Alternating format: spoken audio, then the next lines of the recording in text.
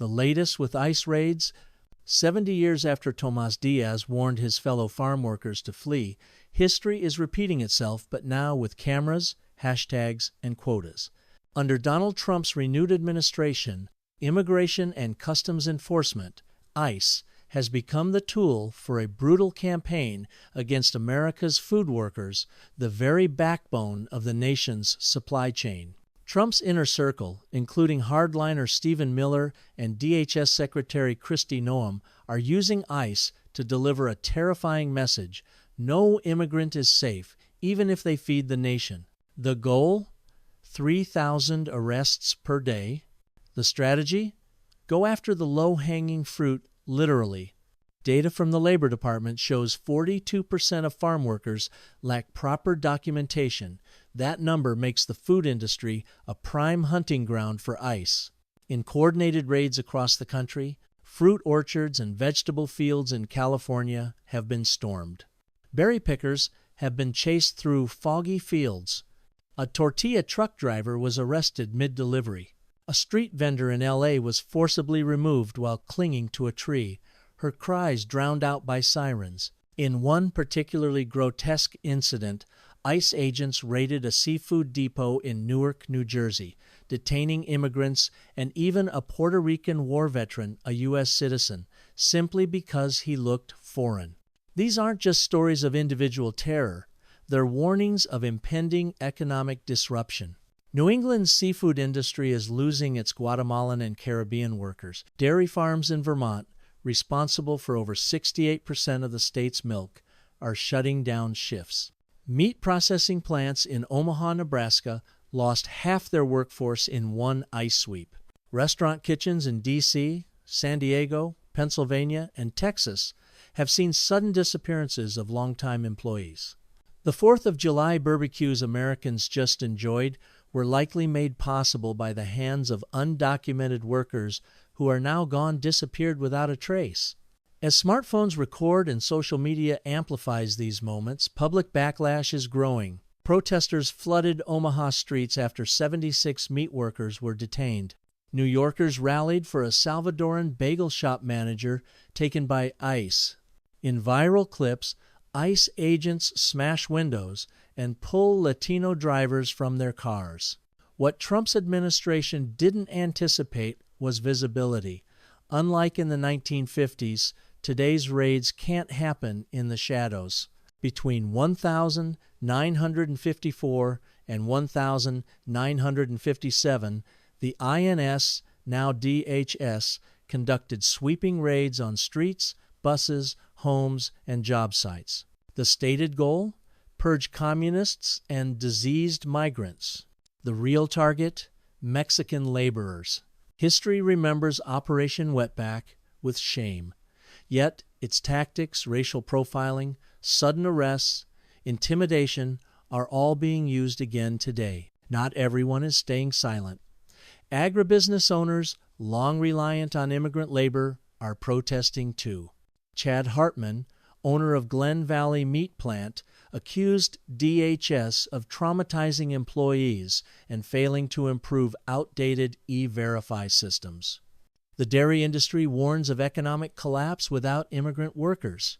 Even during COVID, U.S. citizens avoided farms, forcing reliance on foreign labor. On the 12th of June, Trump paused raids in the food industry after pressure from donors. 5 days later, DHS reversed his order. This whiplash is more than policy confusion. It's a symptom of a deeper, darker ideology, one where immigrants are seen not as people, but as tools, disposable, replaceable, expendable. From 1,942 to 1,964, the Bracero program issued 5 million labor contracts to Mexican men, binding them to a single employer. Today, Trump's expansion of the H-2A visa aims to recreate that. Workers are tied to one farm, one boss, one fate. If there's wage theft, abuse, or threats, they stay silent, or they're gone. The cruelty is not a side effect. It is the design. To terrorize, not just deport, to send a message not just enforce law, to racialize, not just regulate. When far-right figures like Laura Loomer joke about feeding Latino immigrants to alligators, it's not just rhetoric. It's a reflection of the grotesque logic behind these policies. Use their labor, consume their culture, then discard them. We must see these raids for what they are: not isolated incidents, but a war on the workers who feed America. And in this war, silence is complicity. Solidarity with food workers, whether in the field, the factory, or the kitchen, is not just a moral choice. It's a national necessity, because without them, we don't eat.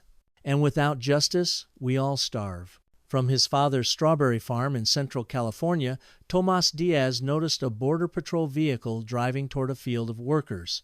Diaz, himself Mexican-American and a U.S. citizen, yelled in Spanish, "Run for your life! That's immigration!" As the men scattered, the agents grabbed whom they could. In the chaos, 6 workers escaped, and Diaz was detained for interrogation. "Why did you yell at the Mexicans to run?" an officer pressed. "No reason at all," Diaz calmly replied. "This did not happen yesterday, but in 1953.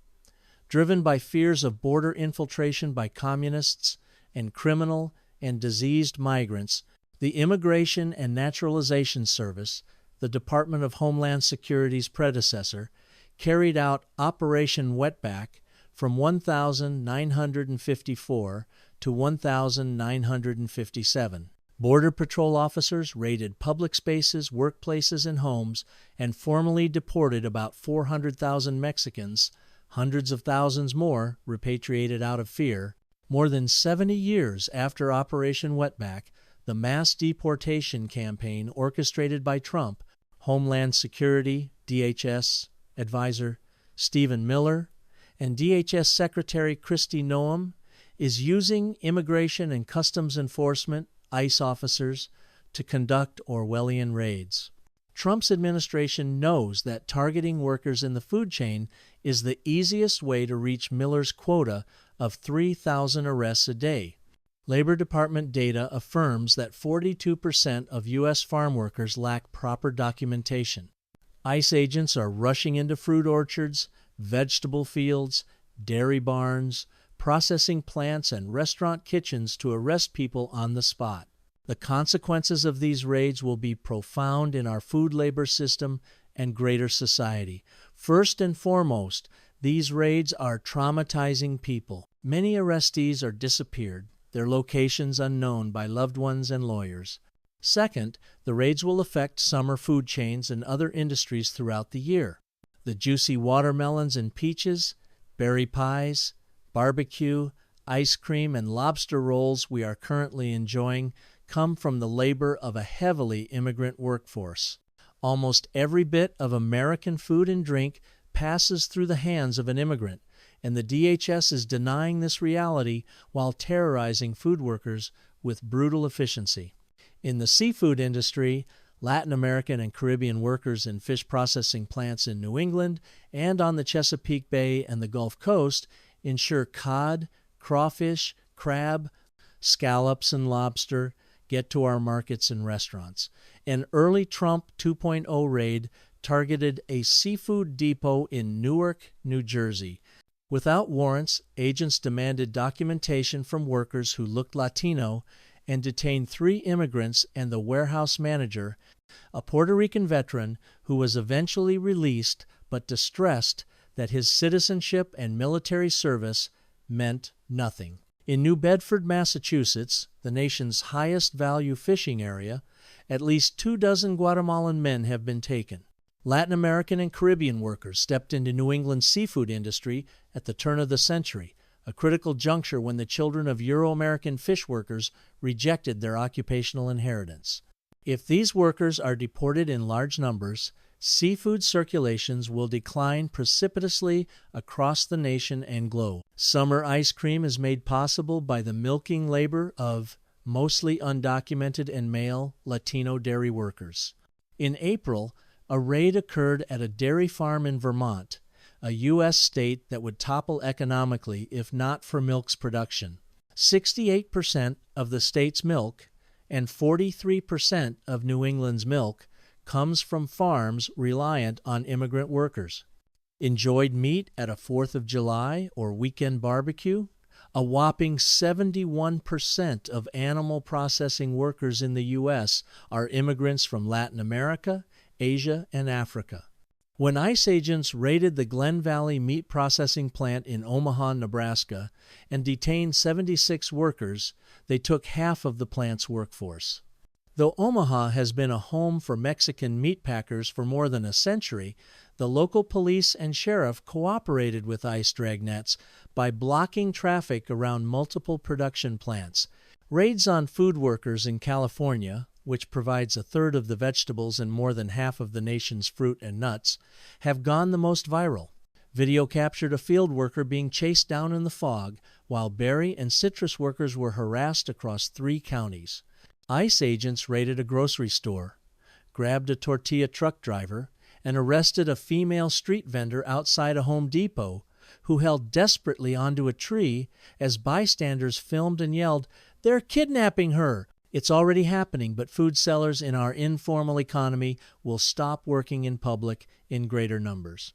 Meanwhile, in brick-and-mortar establishments, ICE detained employees at 9 restaurants in Washington, D.C., an Italian restaurant in San Diego, 2 Mexican restaurants in the Rio Grande Valley, and a Mexican restaurant in Pennsylvania. Food workers are often rendered invisible in spaces like fields, warehouses, and kitchens.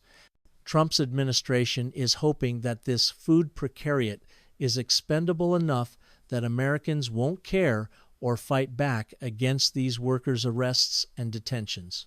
They're wrong. Food workers are increasingly visible as the public records and spreads word of ICE incidents.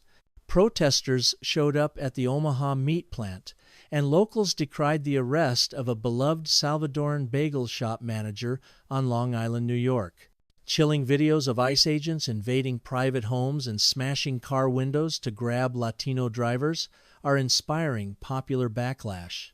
And, as in the 1950s, U.S.-born Latinos realize the hunting of illegal bodies leads to their own racial profiling. In the 1950s, many agricultural employers railed against the INS and Border Patrol for deporting undocumented workers, claiming citizens were too unavailable or unreliable. In reality, this was often a union-busting argument. Today, food industry bosses are similarly pushing back against government. Glen Valley owner Chad Hartman accused the federal government of traumatizing his employees and failing to improve the E-Verify system that checks immigration status. The dairy industry has called out the deportations as myopic and reckless. Employers surely remember the first year of COVID when food labor flows halted. Foreign workers were held up or quarantined at the border, while some U.S. citizen farm workers stayed away from harvesting sites for fear of contagion and death. Suddenly, remembering his agribusiness donors, Trump declared a stop to immigration raids in the food industry on the 12th of June. 5 days later, DHS leaders reversed Trump's reversal, telling ICE agents to carry on. This whiplash reveals the administration's internal dysfunction and callous denial of immigrant workers as fuller human beings with long-standing ties to the United States. Their ideal is a white America, with foreigners used for labor but considered return to sender at a moment's notice. What can the past tell us about what's to come? Consumers will feel the financial pinch first, and growers will blame increasing workforce instability and losing time on training new employees. Agriculture secretary Brooke Rollins' ridiculous idea of using Medicaid recipients as farm workers will likely be supplanted by Trump's expansion of the H-2A visa program from 1,942 to 1,964. The Bracero program, which offered around 5 M-labor contracts to Mexican men to work in U.S. agriculture for 6 to 9 months at a time, was shored up as the legal solution to the wetback crisis. The H-2A program is bracerismo reincarnated. It binds a guest worker to one employer for the entirety of their contract, even if problems arise regarding wage theft, substandard living conditions, or threats to physical safety. Swift backlash against grievances keeps guest workers feeling silenced and chronically deportable. Cruelty and dehumanization are the points of Trump's immigration schemes. We must not lose sight of this while protesting raids in food spaces. Immigrants' value lies far beyond doing the jobs Americans won't do. Their mistreatment and unfreedoms are inextricably bound up with and will affect those of other Americans. Most recently, MAGA acolyte Laura Loomer's ex-post about feeding the nation's 65 million Latinos to alligators in the Everglades generated loud condemnation. The U.S. has long consumed the labor, cuisine, and culture of Latinos, both citizen and immigrant.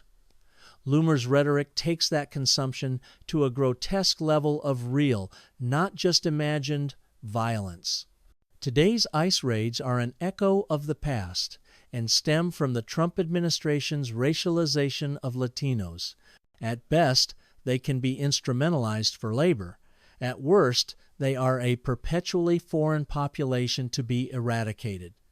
Through showing solidarity with the diverse people who hold our food chains together, the public can give the Trump administration a much-needed reality check that it can't talk or eat out of both sides of its mouth.